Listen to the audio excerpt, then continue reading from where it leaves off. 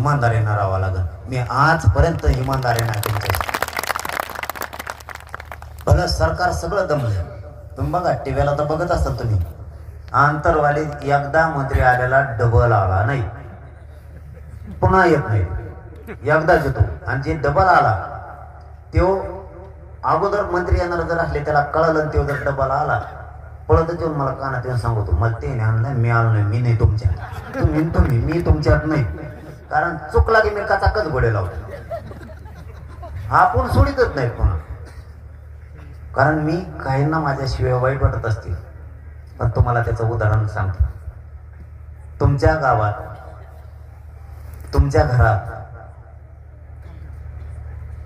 आपल्या जर आई बापाला लेकरासमोर जर कोणी हनीत असलं किंवा शिव्या जर देत असलं, तर तुमचं पोरग घरात गप्प बसून आई बापाला हनीत असल्यावर.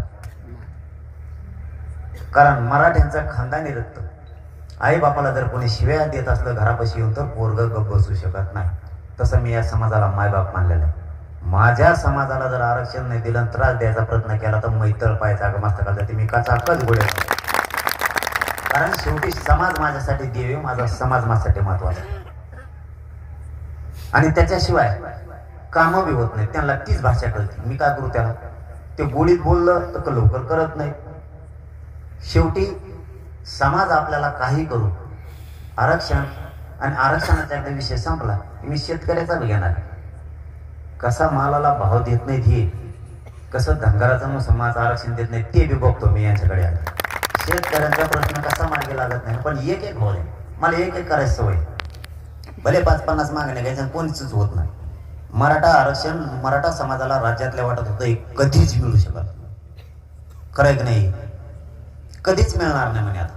कारण क्रांती मोर्चे सुद्धा खूप मोठे झाले, त्यामुळे समाज खचायचा काय, एवढे मोर्चे निघून मिळत नाही, आता कशाचं मिळतंय?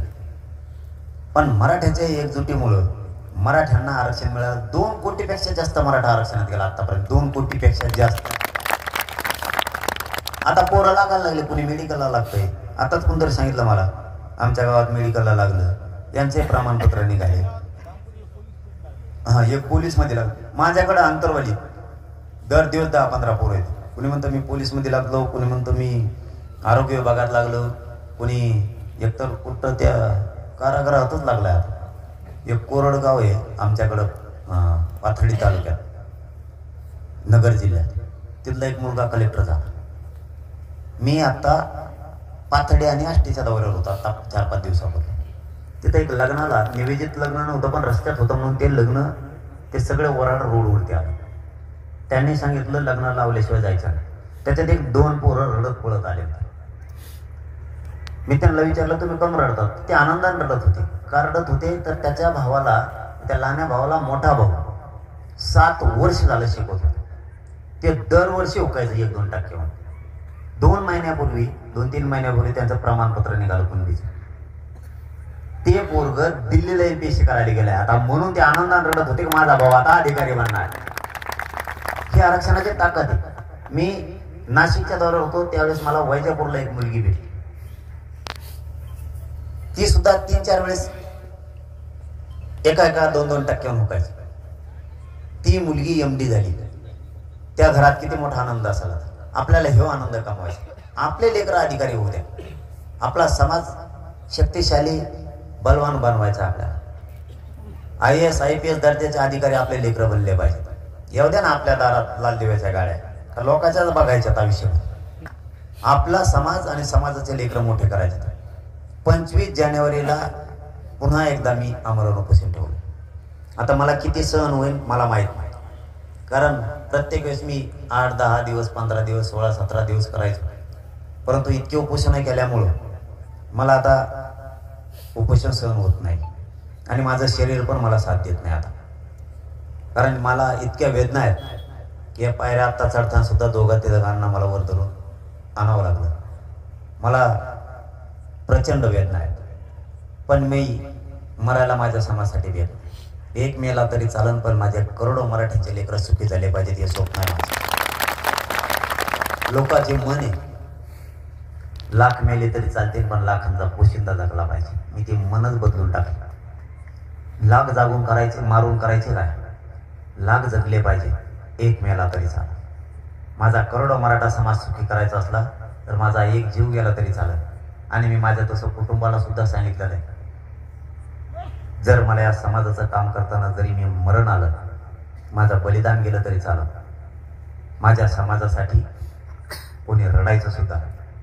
शेवटी माझा समाज मला आनंदी बघायचा, माझ्या समाजाचे लेकरं मला अधिकारी झालेलं बघायचं. म्हणून मी कधी कधी काही अडचण आली तर घराकडे जातो. परवा माझा मुलगा सिरियस झाला होता, म्हणून पाठा आम्ही उचलून त्याला संभाजीनगरला नेलं. म्हणून मी या गावाला येणार नव्हतं. मी अगोदर नाही येणार म्हणून सांगितलं होतं की मी तिथं मला येता येणार नाही. मुलगा सिरियस शेवटी हॉस्पिटलला ॲडमिट. तो बरा झाला की त्या क्षणी सांगितलं मी आलेगावला येणार आहे. कारण मला शेवटी समाजाशिवाय काय दिसत नाही. कारण जरी माझं ते कुटुंब असलं तरी समाजही माझं कुटुंब आहे. माझ्या समाजानं माईबापापेक्षाही मला खूप माया दिली. जरी माझा बाप कुठे, माझी आई कुठे, माझे लेकरं कुठे मला माहीत नसलं तरी पण या समाजानं माझ्या आईची आणि बापाची माया मला कधीच कमी पडू दिली नाही. मग या समाजाशी मी गद्दारी नाही करू शकत. शेवटी हे उपोषण खूप कठोर होणार आहे 25 जानेवारीचं. मला किती सहन होईल मला माहीत नाही, परंतु तुमच्या चरणी एक माझी विनंती. मी तुम्हाला कधी काही मागितलं नाही आणि राज्यातल्या माझ्या मराठ्याला मी कधीच काही मागितलं नाही, कधी मागणार सुद्धा नाही. फक्त एकच मागणं आहे माझं तुमच्याकडं, एकजूट राहा.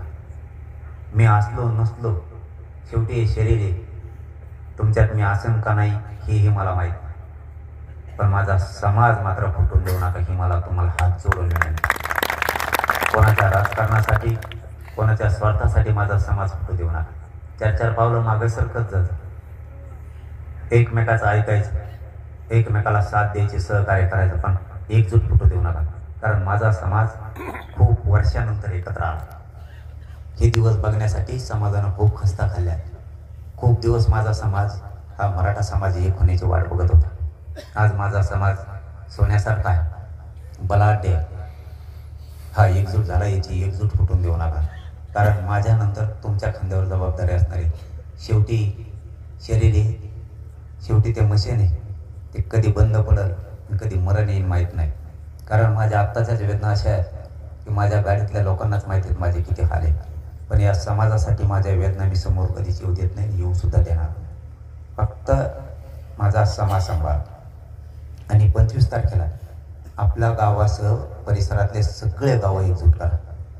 आणि 25 तारखेला माता मावल्यासह एकही गावातला माणूस घरी राहू नका. 25 तारखेला एक दिवस सगळे अंतरवाली या आणि या समाजाला राज्यातल्या, जिल्ह्यातल्या, तुमच्या तालुक्यातल्या सगळ्या मराठा समाजाला जागा करा. शेवटी समाज, लेकरं महत्वाचे लक्षात असू दे. सोन्यासारखे लेकरं संकटाच्या काळात आपल्या पाठीशी, कोणाचा पण बाप येऊ दे, ते मॅटर मी आहे तो कधीच दबू देणार नाही. कधीच समाजावरती काही संकट येऊ द्या, मी सगळ्यात आधी उभा राहणार. त्याची काळजी करू नका. कारण माझ्यावर संकट आलं माझा समाज सुद्धा उभा राहतो. इथून पुढं गोरगरीब मराठी एकजूट राहा. शेवटी कोणाला आपली किती गरज आहे हे माहीत नाही, त्यामुळं आपले आपल्यात जाणीव राहू दे. कारण गरिबाची लढाई गरिबांनीच लढावी लागते आणि ही लढाई गरिबांनीच लढवली. श्रीमंत अगोदर नाही आला, नंतर आला. कारण गरीब मराठ्यांनी एकजूट दाखवली आणि ही लढाई जिंकली. त्यामुळं गरीब मराठी एकजूट राहत चला. कोणा वाचून आपलं काही गुंतलेलं नाही. आणि कोणचा नेता असो किंवा कोणी असो, आपला संसार आपल्याला चालवावा लागतो. कोणी का 10 रुपयाचं तेल मीठ आपल्याला घेऊन देत नाही. आपला संसार आपल्याला चालवावा लागतो. आपले लेकरबाळ आपल्याला मोठे करावे लागते. त्यामुळं आपल्याला जशी तुम्ही तुमच्या लेकराला आयुष्याची जमीन ही आयुष्याची भाकरी म्हणून कमवून ठेवली, तसे तुमच्या लेकराला आयुष्याचं आरक्षण द्या. तो कधीच मागं पडणार नाही. तुमच्या लेकराचं आयुष्याचं कल्याण होणार आहे. डोळ्यासमोर महाराष्ट्रातल्या मराठ्यांनी फक्त लेकरं डोळ्यासमोर आणि जात डोळ्यासमोर ठेवून जाणार. कारण जात आहे म्हणून आपण जिवंत आहे. आणि मराठी एकटेच राज्यात 50% याचं कुणीच काही करू शकत नाही. इतकी ताकद मराठ्यांमध्ये. फक्त तुम्ही एकजुटीनं राहा आणि आंदोलनाची बाबत प्रसार करायला सुरुवात करा. आता या 1-2 दिवसात गावोगावी बैठका घ्यायला सुरुवात करा. आपण आपल्या गावात आपण आपल्याच गाव जमवायचं आणि आपणच बैठका घ्यायच्या. कोणाची वाट बघायची नाही, कोणाची वाट बघायची नाही. आपल्याला कोण निरोप द्यायली, बैठक सांगायली, कोणाच्या गाडीची वाट बघू नका. आपलं जे वाहन असेल, मोटरसायकल असेल, फोर व्हीलर असतील, गावातल्या मोटरसायकलला किक मारायचं नाही, अंतरवालीकडे निघायचं. हा आला नाही, तो आला नाही, अजिबात म्हणायचं. आपण आपल्या मराठ्यांनी गावातच बैठक घ्यायच्या, गाव जागा करायचं, किक मारायचं आणि अंतरवाली द्यायचं. गावात जेवढे वाहन आहेत आपले सगळेचे सगळे बाहेर काढायचे. कारण राज्यातून 25 जानेवारीला कानाकोपऱ्यातले मराठी अंतरवाली देणार आहे. शेवटी मी माझा शेवट जरी झाला तरी मागं हटणार नाही, इतका मीही कठोर आणि कणखरे माझ्या मराठा समाजासाठी. सरकार कोणाचं त्याच्याशी मला देणं घेणं नाही. मला माझ्या मराठा समाजाला जे द्यायचं ते मी देणार आहे, मी त्याशिवाय हटणार नाही. म्हणून तुम्हाला हात जोडून विनंती, आपल्या गावकऱ्यांना सगळ्यांना घेऊन अंतरवाली द्या. एकही मराठीचा माणूस त्याशी घरी राहू नका. आणि आपल्या गावापासून 40-50 किलोमीटर अंतरावरती बैठका घ्यायला सुरुवात करा. गावाची गावं अंतरवालीला 25 जानेवारीला आले पाहिजेत, ही तुम्हाला विनंती करतो आणि थांबतो. धन्यवाद. जय श्री.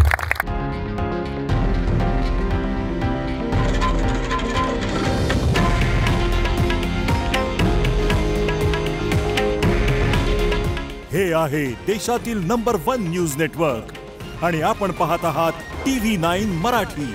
काळजी तुमची, हित महाराष्ट्राचं.